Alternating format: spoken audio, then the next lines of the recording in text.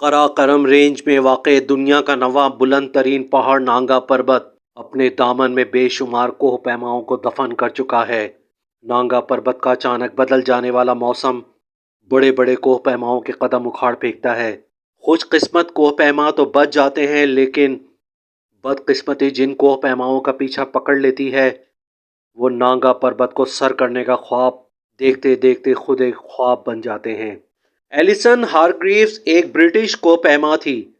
کوہ پیمائی میں اپنی مثال آپ تھی اور خاصی مہارت اور تجربہ بھی رکھتی تھی۔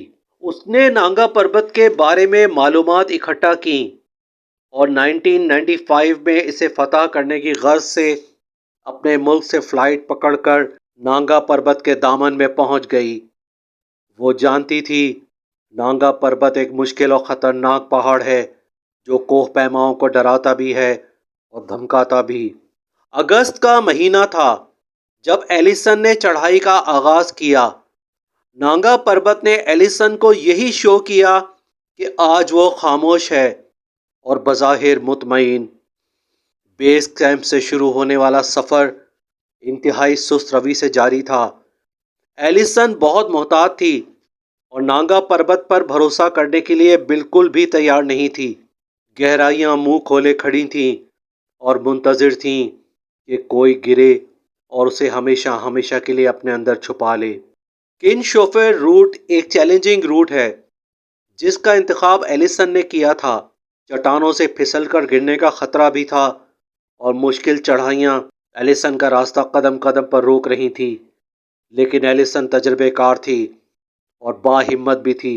وہ آگے بڑھتی رہی اور 13 اگست کو نانگا پربت کی چوٹی اس کے قدموں تلے کچلی جا چکی تھی۔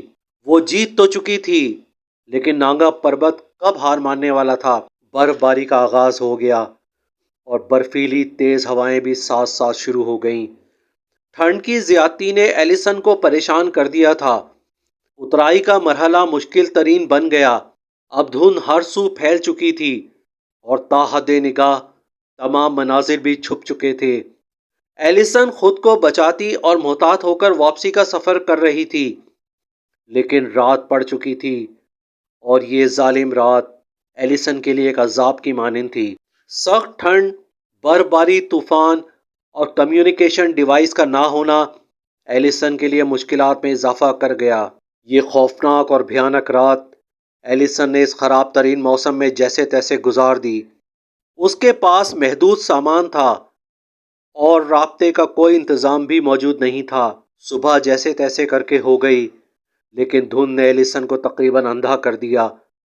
وہ راستہ بھٹک گئی اور اس دھند میں، برف میں، طوفان میں نہ جانے کہاں گم ہو گئی اور کبھی بھی بیس کیمپ نہیں پہنچ سکی۔ ریسکیو ٹیم نے سرچ آپریشن شروع کر دیا، لیکن ایلیسن کی گمشدگی معمہ بن کے رہ گئی۔ کوئی بھی ایک ایسا نشان نہیں ملا جس کی مدد سے ایلیسن کو یا اس کی ڈیڈ باڈی کو ڈھونڈا جا سکتا۔